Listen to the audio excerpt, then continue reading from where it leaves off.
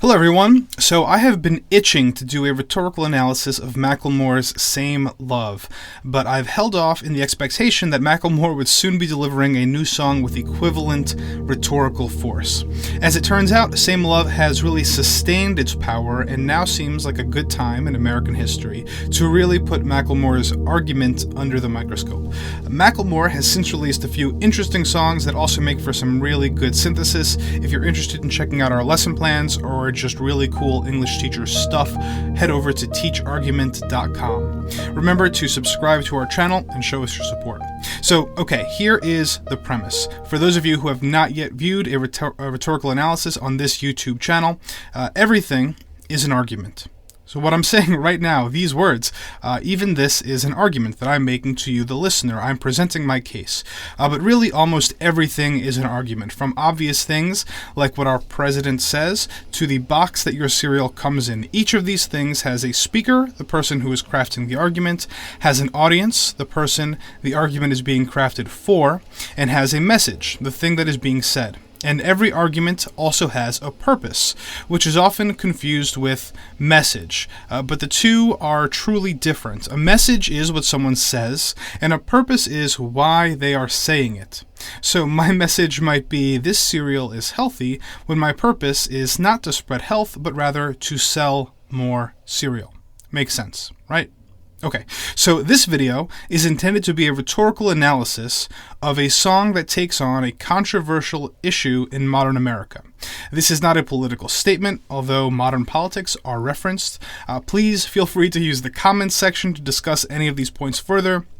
And of course, if you like what you see, subscribe to our channel. Every subscriber helps. Okay, now let's get started.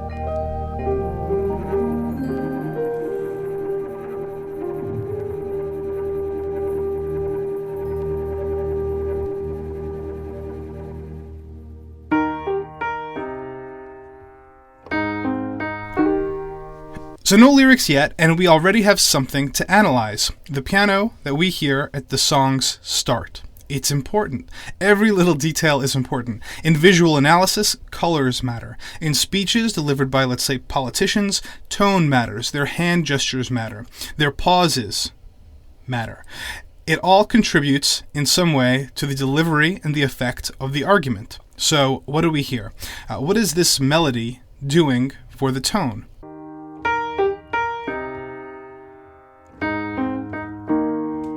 Would you describe this melody as depressing? Is it gloomy? Is it angry? Is it happy? Is it hopeful? So I can tell you what I hear, and that is, in that little melody, it's hope. And hope doesn't necessarily mean happiness. In fact, hope often stems from a much darker rather than happy place. So maybe there is some darkness in it, right? Something troubled about that melody. But overall, I see hope in that melody. Now, beyond that relatively superficial analysis, we can get crazy. We can actually analyze the music. We rarely talk about music theory in these analyses, but let's make an exception here. So it sounds to me like Macklemore's Same Love is in E-flat major. Now, the vast majority of listeners never have that thought as they listen to the song, and why would they? There's absolutely no reason to, if you're just listening and enjoying the song. But for our purposes, it's interesting to consider how the key of a song impacts its mood. So, something like 200 years ago, in 1806, Christian Schubert published a history of key characteristics in the 18th and 19th centuries, and D sharp, E-flat major, is described as, quote, the key of love, of devotion, of intimate conversation with God. Interesting. So 1806, Schubert describes E-flat major as the key of love. 2012, Macklemore and Ryan Lewis release a song in E-flat major, titled Same Love. Coincidence? No, not coincidence. Was it deliberate? Of course. Now, I'm not suggesting that Macklemore and Ryan Lewis were reading Schubert's work, which was written in German, I think, and using that to guide their songwriting. I don't think that was the case, right, for sure. But their choice to write a song in a hopeful key, in the key of love, was 100% deliberate. They wanted it to sound a certain way from the very beginning. And so, the argument begins. When I was in the 3rd grade, I thought that I was gay. So the first line of the song is arguably the most famous. It packs a nice punch. Let's talk about why. Number one, he tells us, I was in the third grade, and that use of first person impacts the argument big time. By placing himself, Macklemore, the speaker, in the front line like that, there is a significant increase in rhetorical force. In other words, we are more likely to feel for him because he's telling us about his childhood, not someone else's. And beyond evoking pathos effectively, we're also more likely to believe what he's got to say because they're his memories, right? It's about when he was in the third grade. Who else would be a better resource on that? So the hook itself is also interesting because it's unexpected. Macklemore juxtaposes, which is he puts two things in close proximity to each other, right? He's got two things next to each other. He juxtaposes third grade and gay. And it's unexpected because third graders typically do not think about anything even remotely related to human sexuality other than boys or girls are gross, right? Typically, they think about swing sets and Pokemon. So rhetorically, we have an evocation of pathos by initiating the first person and by using childhood nostalgia to evoke the listener's feelings. And we have an unexpected juxtaposition that grabs the reader's attention. Good. Okay, what next? Cause I could draw, my uncle was, and I kept my room straight. Here we are given a glimpse of the argument that little Macklemore was telling himself back in the third grade. The logos, the logic that he was trying to follow in considering whether he was gay. The logic that he could draw, that his uncle was gay, and that he kept his room straight. So, what's the rhetorical purpose of this sentence? Well, first, it continues to develop pathos for that little third grader we learned about. But what else? Well, in saying that this was his logic when he was in the third grade, he's making an implicit argument to point out how faulty that logic truly was. Are traits like drawing, or having a homosexual family member, or friends, or keeping your room well organized evidence of homosexuality? No, not at all. Those are stereotypes. They are misconceptions. And the thing is, they're not uncommon among adults in the world today. Here, Macklemore tries to cut them down to size. He minimizes these stereotypes to third grade thinking in an effort to disarm them, really. It's interesting. Also, important to note, the juxtaposition of thinking he was gay with keeping his room straight. Could be a nifty little metaphor that the speaker is developing about maintaining a specific and perhaps different public image. But let's go ahead and move forward. I told my mom, tears rushing down my face. She's like, Ben, you've loved girls since before pre-K. Here, we keep seeing pathos dialed up. That has been the biggest driver as far as rhetorical appeals are concerned in the beginning of this song. He runs to his mom, he's crying, etc. His mom also calls him Ben, which works to develop a stronger connection between the speaker, Macklemore, and his audience, his listeners. Because did you know that his name was Ben? And if you did, then that's great. You probably love Macklemore. And if you didn't, well, now you know. It reinforces his relationship with mom and also his relationship with you or his listeners. Now, it's also interesting to consider what his mom says to him. She doesn't say, Ben, it's okay if you're gay. And she doesn't say, Ben, you're in the third grade. What the heck are you talking about? Instead, she dissuades him and does that using evidence. She says, he's loved girls since before pre-K, right? And that's an important difference because it's suggestive of a certain frame of mind that the speaker continues to harp on throughout the song. Now, as the lyrics progress, he begins to make much of what we've already discussed even more explicit, saying he has stereotypes in his head and listing them. Listen for it. Trippin'. Yeah, I guess she had a point, didn't she? Bunch of stereotypes all in my head. I remember doing the math, like, yeah, I'm good at Little League. A preconceived idea of what it all meant. But those that like the same sex had the characteristics. So in summary, he lists these characteristics, he points out their stereotypes, and he associates them with the same kind of thinking that a third grader might have. Already a compact and interesting little argument that leverages pathos to prove its point. But of course, the song doesn't just end here, and neither does the argument.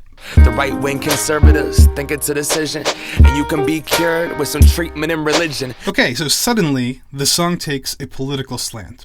Unprecedented, right, based on the lyrics so far, which up until this point were totally pathos-driven, drawing heavily from the nostalgia of childhood. But that contrast is intentional. If the song had begun with, the right-wing conservatives think it's a decision that you can be cured with some treatment and religion, well, that would have been a totally different kind of song, right? And it would have alienated a lot of individuals. Any conservative who was listening would have turned the song off immediately. It would have begun as an attack on them. But instead, in beginning with this universal nostalgia of childhood, the listeners are given a chance to become invested. They're not turned off by the song. Man-made rewiring of a predisposition playing God. Okay, so this is a little logical argument that Macklemore composes for us. He begins with a statement that right-wing conservatives think that homosexuality is a decision, and that it's something that can be cured with therapy or with religion.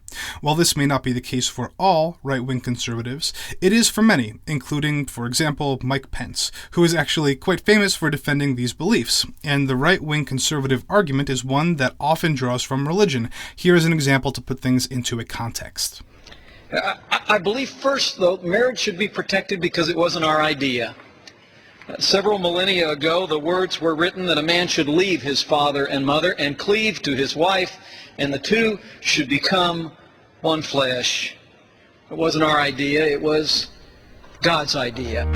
So here, Pence quite literally quotes a religious text and uses this as part of his argument against gay marriage. Why is this interesting? Well, because Macklemore says that homosexuality is perceived to be man-made, and that the right-wing conservatives think it's possible to rewire a disposition, a predisposition. Macklemore says that tampering with this would be playing God. Now that is really interesting, right? Because number one, it tries to make the frequently used argument that God would disagree with gay marriage seem hypocritical. That's his point. But simultaneously, Macklemore's argument is using a similar kind of logic as Pence's. Both arguments are playing God in that sense. It's an interesting counter, but because it's grounded in a similar logic, it is similarly flawed. Oh nah, here we go. America the brave still fears what we don't know. Okay.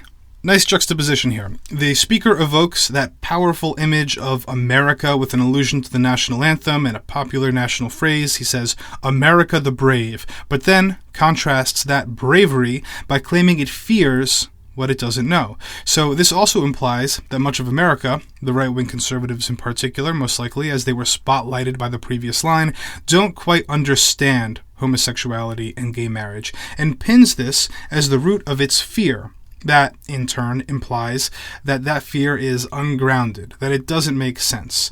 Does it make sense to fear what is under your bed, let's say, when you don't actually know what's under your bed? Probably not. And yet, this happens. God loves all his children is somehow forgotten, but we paraphrase a book written 3,500 years ago. Here, again, the speaker uses religion one more time. And again, it's interesting for the same reasons. Number one, because most arguments against gay marriage use religion as evidence, and so this is an effort to thwart that, right? But number two, saying God loves all his children is as logically as effective as saying God doesn't love all his children, because who the heck knows for sure? Once arguments become ideological and based on the unknown feelings of an all-powerful entity that doesn't speak to humans, those arguments stop qualifying as logical, because they can claim whatever the heck they want. It's a double-edged sword for Macklemore here, but really for anyone who uses them. But what he says is particularly interesting in that second line, where he says, we paraphrase a book written 3,500 years ago. Why? Because he says we, which implicates himself, both he and the supporters of gay marriage, as well as the right-wing conservatives, we paraphrase a book written 3,500 years ago. And if it's paraphrased, and it's written 3,500 years ago, 3.5 millenniums ago, how much credit should we give it? Is it still relevant? Perhaps, perhaps not. And so in that line, the speaker acknowledges the faultiness of these God-based arguments on both sides. And that is compelling. So does the speaker have a solid grasp on how to tackle this?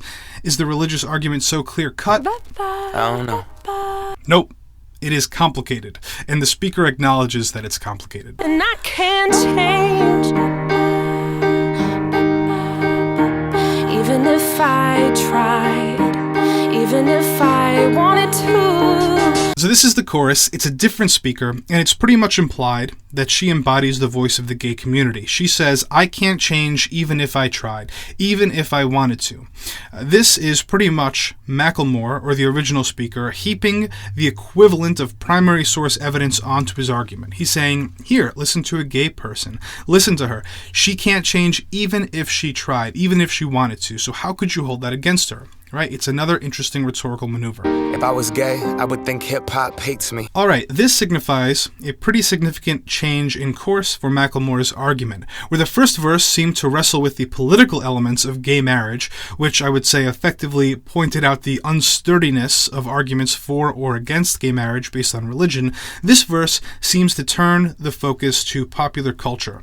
The first line here, if I was gay, I would think hip-hop hates me, is just the first in a series that criticize society, that potentially even strive to criticize listeners, the listeners of this song. If you're listening to Macklemore, you likely have some affinity for hip-hop. So when Macklemore says, if I was gay, I would think hip-hop hates me, he's speaking directly to his listeners, to his fellow artists, and to the hip-hop community. Further, in placing himself in the sentence, again, in first person, as he says, if I was gay, he gives the line a similar kind of power. Have you read the YouTube comments lately? Man, that's gay. Gets dropped on the daily. We become so numb to what we're saying. Okay, so more criticisms of society, a series of commonplace occurrences, hip-hop lyrics, YouTube comments, the phrase, man, that's gay, that just about every listener is aware of, that likely encounters on a regular, perhaps even daily basis. But as Macklemore argues, we have become numb to this, right? His claim here is that we don't even realize how embedded into our society, into our daily life, these anti-gay sentiments have truly become. Of course, here he is endeavoring to shine a light on these behaviors, to tell us that we are numb to them so that we can stop being numb to them. That's one thing. The second thing, to continue mounting evidence for the argument this song is making. And this evidence, it seems, points to the idea that if we are part of these things, the hip-hop lyrics, the YouTube comments saying, man, that's gay, then we are complicit in the problem, if not worse. So what's the problem? Well, according to the speaker and this argument, it's clear that the problem is achieving equality for all, with a specific focus on the achievement of gay rights. A culture founded from oppression, yet we don't have acceptance for them. So this is another compact little argument that is made frequently in politics. The logic is this. If our country was founded from oppression, if our country was oppressed, and in an incredible effort to rebel against that oppression, in the name of freedom and equality we formed America, shouldn't America then offer acceptance rather than oppression to all people? This argument has been particularly popular on the national political stage when considering the role of immigrants and immigration. America was founded by immigrants, built by immigrants, and made truly impressive by immigrants. So why should America fear and turn away immigrants? But this fear and this argument is nothing new. It's an argument that is as old as the country, if not older. So the next three lines provide additional discussion of three pieces of evidence. The three criticisms made by the speaker just a moment ago, the YouTube comments, the hip-hop genre, and saying, man, that's gay. The speaker expands on each of these claims, sort of in the way we would if we were writing an essay. Listen for it. Call each other faggots behind the keys of a message board. A word rooted in hate, yet our genre still ignores it. Gay is synonymous with the lesser. It's the same hate that's caused wars from religion. All right, now let's unpack this. The speaker makes a loaded claim here. He says the H word, hate. And in doing so, he is painting deliberately a dark picture of individuals who oppose gay marriage. It isn't a logical fallacy yet, but your ear should perk up because there are some problematic places that the speaker might go with this. He might say, if you are not in favor of gay rights, then you hate gay people. And that would be the black or white fallacy, right? It would not be logically sound. Now, he hasn't done that yet, but he did make things a bit starker when he said hate. There's also a generalization happening. The hasty generalization fallacy is a logical flaw that happens when an argument draws a general rule from a single case that doesn't necessarily merit the making of a rule. The question becomes, is this the same hate that has caused wars from religion? And we're not sure that it is, at least not yet.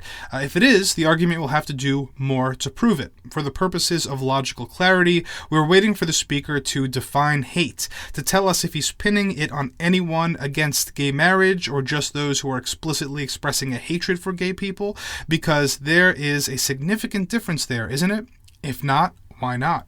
And then, are those ideals about marriage, the ideas that, for example, Mike Pence shared about marriage being exclusively between a man and a woman as per biblical references, is that the same brand of hatred, if we can even call that hatred, that has caused holy wars, or is it something different altogether? So here's the point. We can go on and on about how the logic of this argument works or doesn't work, but in reality, it doesn't really matter.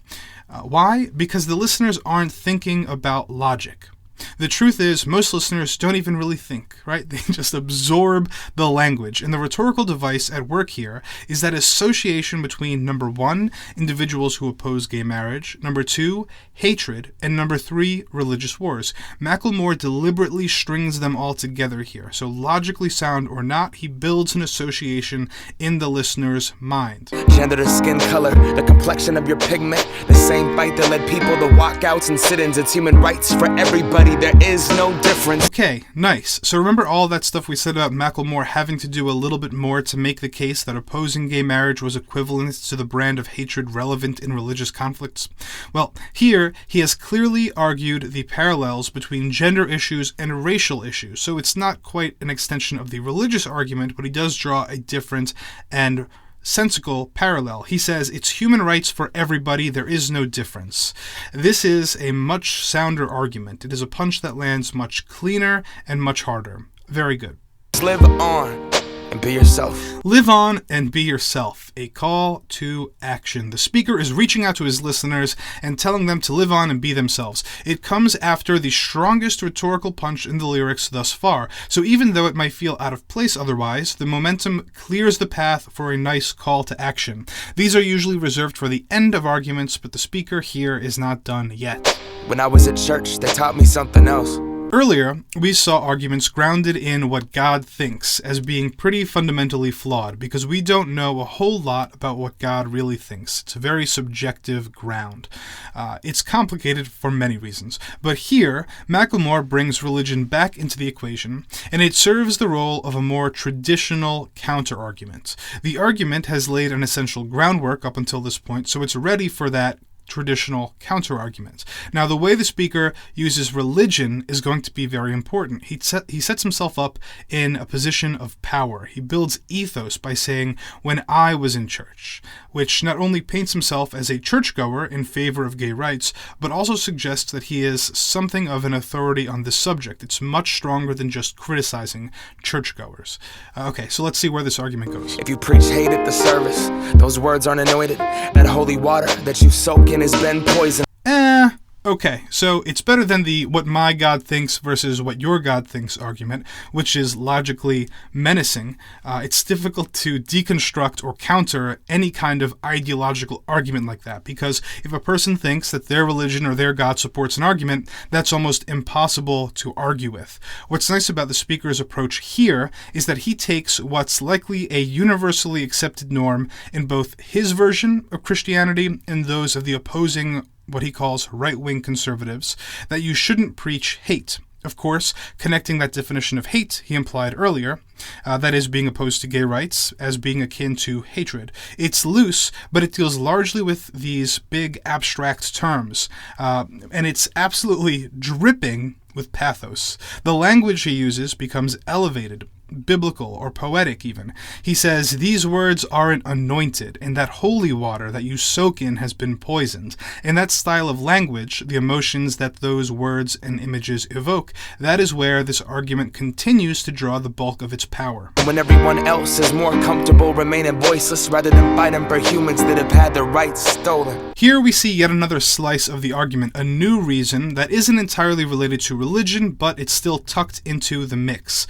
The claim here is that some people are more comfortable remaining voiceless than standing up for their fellow humans who have had their rights stolen. It's important to note that he uses the word stolen here as opposed to the many other possibilities. It evokes feelings of injustice, and it blames that injustice on the complicit actions of anyone who has not taken a stand for gay rights. This opens the doors beyond the politicians and the folks saying, man, that's gay, but really begins to pin this on anyone who has remained quiet in the argument as being part of the problem. So why does he say this? Is it to offend as many listeners as possible? Is it to investigate who the true offenders really are? Is it to persuade folks who are currently opposed to gay marriage to think otherwise? Is it to get listeners who may have been passive or voiceless to finally take a stand? It's time for us to keep purpose in mind for the whole of the argument, the whole of the song. Why did Macklemore write these words or sing these words or sing this song? I might not be the same, but that's not important. No freedom till we're equal. Damn right I support it. It took this long, but the message is here, loud and clear. It's that the speaker supports gay rights, even though he isn't gay. And what's his purpose? Well, so far, it hasn't necessarily been very persuasive to opponents of gay marriage, although he would likely be happy to know that the song persuaded someone to agree. But in analyzing the lyrics, it's pretty plain to see that this song would most likely aggravate staunch opponents of gay marriage, not so much persuade them. But through its powerful pathos, its imagery, and the popular examples that are given, it's likely to stir feelings in folks who are perhaps on the fence in the argument. His use of the word hate may make people who are ambivalent feel more closely aligned with the pro-gay rights movement, especially when he says that remaining voiceless is part of the problem. So perhaps his purpose is twofold. One, to sing in support of folks who already support gay marriage and to let his voice, his feelings be heard, and two, to persuade folks who are on the fence.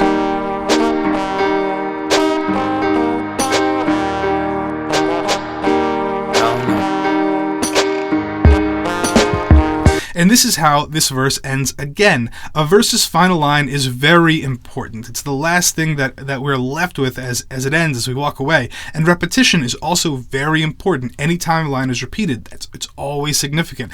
And what's the same line that he chose to end both verses with? It's, I don't know. Why? Well, it's to emphasize that the issue is complicated, perhaps, or perhaps to underscore that the speaker has a difficult time understanding the perspective of the opposing side, and perhaps vice versa. Or maybe it's something else. I don't know. We press play, don't press pause. Progress, march on. Here we have another call to action, this time calling for pressing play instead of pressing pause. And this, of course, is a metaphor. He is calling for progress. This language is also super important. It is very deliberate. It's very common in politics. Why would, say, the Democratic Party prefer to be called progressives?